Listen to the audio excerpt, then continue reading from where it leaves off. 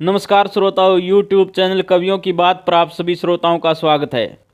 आज हम YouTube channel कवियों की बात के माध्यम से आपके सामने क्रांतिकारी नेताजी सुभाष चंद्र बोस का जीवन परिचय लेकर आए हैं। आशा करते हैं आपको पसंद आएगा।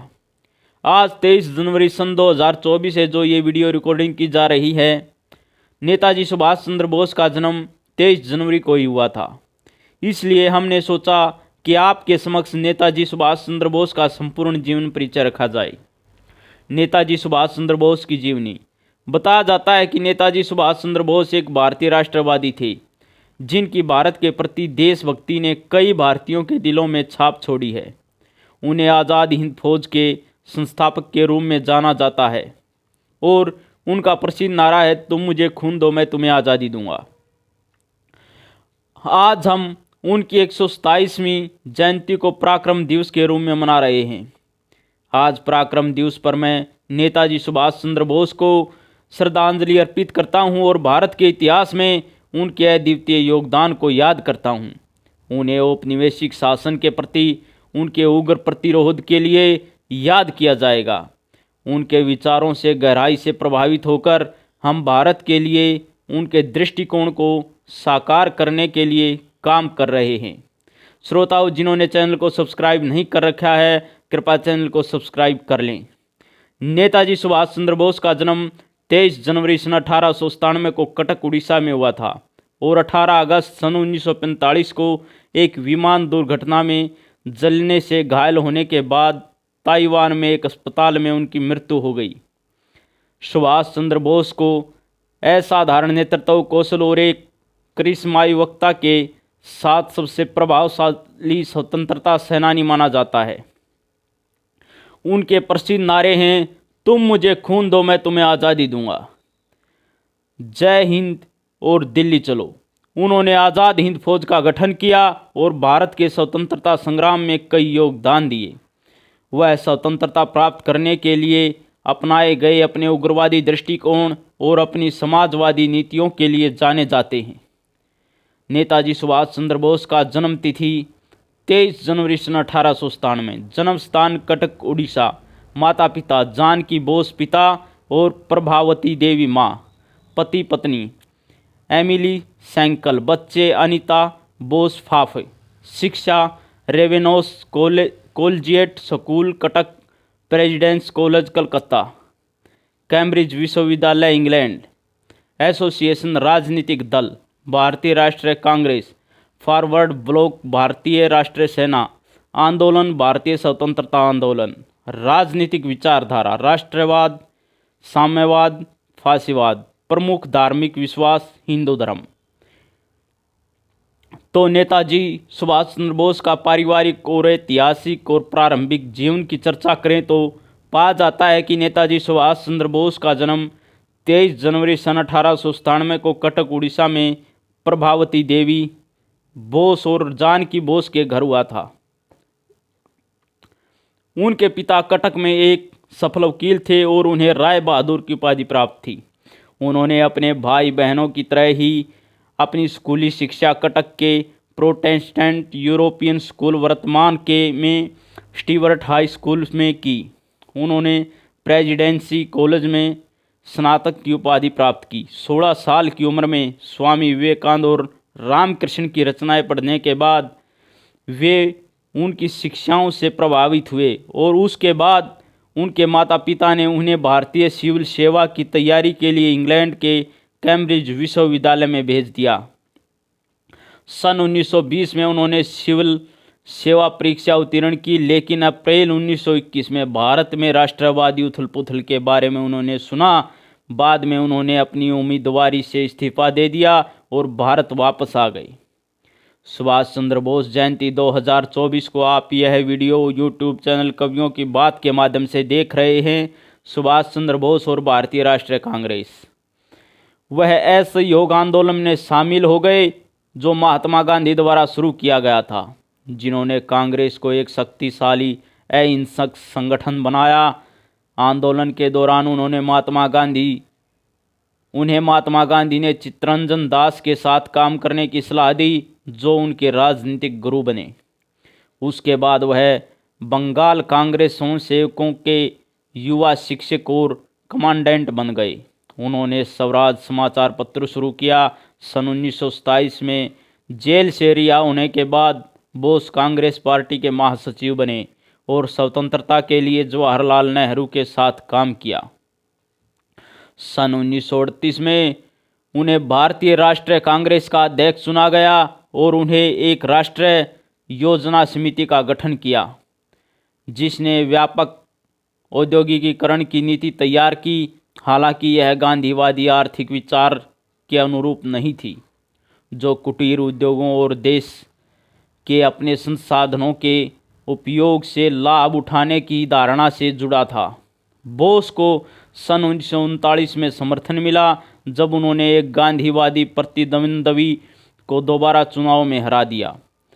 बहरहाल गांधी के समर्थन की कमी के कारण विद्रोही अध्यक्ष ने इस्तीफा देने के लिए बाध्य महसूस किया। सुभाष चंद्र बोस को और फॉरवर्ड ब्लॉक का गठन। सुभाष चंद्र बोस और फॉरवर्ड ब्लॉक का गठन। All India forward block Bharat में एक वामपंथी राष्ट्रवादी राजनीतिक दल था, जो सन 1939 में सुभाष चंद्र बोस के नेतृत्व में भारत कांग्रेस के भीतरे गुट के रूप में उभरा। वह कांग्रेस में अपने वामपंथी विचारों के लिए जाने जाते थे। फॉरवर्ड ब्लॉक का मुख्य उद्देश्य कांग्रेस पार्टी के सभी कट्टरपंथी तत्वों को एक साथ लाना था, ताकि वह समानता और सामाजिक न्याय के सिद्धांतों के अनुपालन के साथ भारत की पूर्ण स्वतंत्रता का अर्थ फैला सकें। सुभाष चंद्र बोस और भारतीय राष्ट्रीय सेना INA सेना यानी कि आज़ाद हिंद फौज की स्थापना द्वितीय विश्व युद्ध के दौरान स्वतंत्रता के संघर्ष में एक महत्वपूर्ण विकास आज़ाद हिंद फौज का गठन और गतिविधियां थी, जिससे भारतीय राष्ट्रीय सेना या INA सेना के रूप में भी जाना जाता है। रास बिहारी बोस एक भारतीय क्रांतिकारी जो भारत से भाग गए थे और कई वर्षों से जापान में रह रहे थे। उन्होंने दक्षिण पूर्व एशिया के देशों में रहने वाले भारतीयों के समर्थन में भारतीय स्वतंत्रता लीग की स्थापना की। जब जापान ने ब्रिटिश सेनाओं को हरा दिया और दक्षिण पूर्व एशिया के लगभग सभी देशों पर कब्जा कर लिया, तो लीग ने भारत को ब्रिटिश शासन से मुक्त कराने के उद्देश्य से युद्ध के भारतीय कैदियों के बीच से भारतीय राष्ट्रीय सेना का गठन किया। जनरल मोहन सिंह, जो ब्रिटिश भारतीय सेना में एक अधिकारी थे, ने इस सेना को संगठित करने में महत्वपूर्ण भूमिका निभाई। श्रोताओं, जिन्होंने अभी तक चैनल को सब्सक्राइब नहीं किया, सब्सक्राइब करें, वीडियो को लाइक करें, शेयर करें, इस चैनल को सपोर्ट करें। आप सभी श्रोताओं का बड़ा बड़ा धन्यवाद।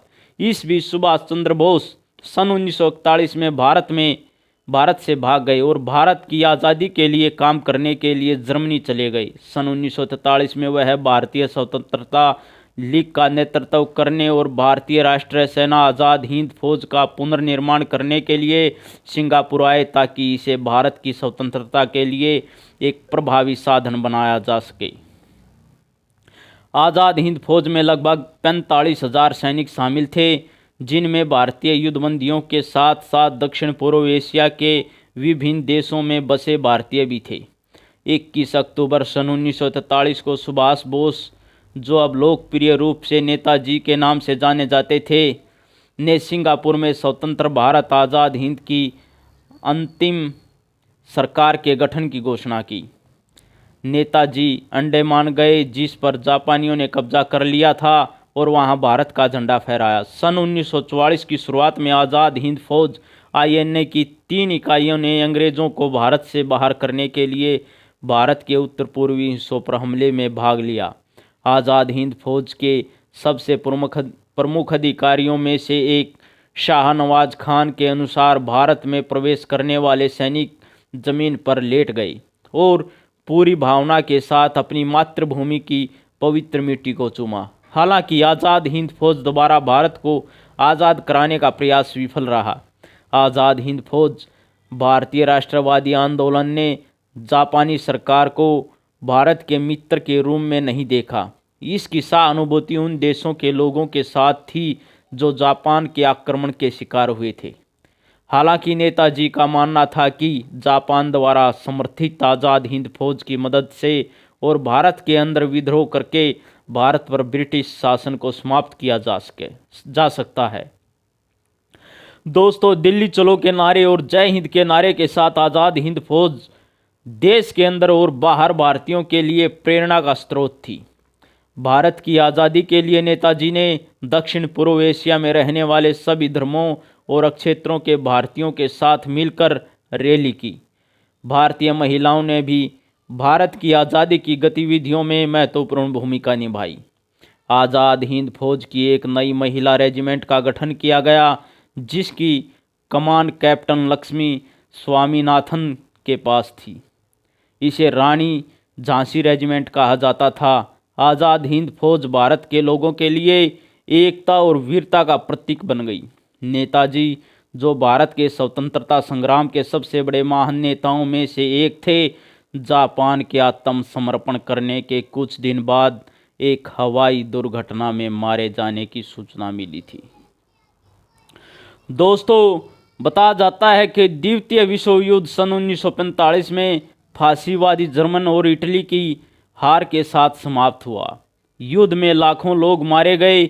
जब युद्ध खत्म होने वाला था और इटली और जर्मन पहले ही हार चुके थे, तब अमेरिका ने जापान के 2 शहरों हिरोशिमा और नागासाकी पर परमाणु बम गिराए।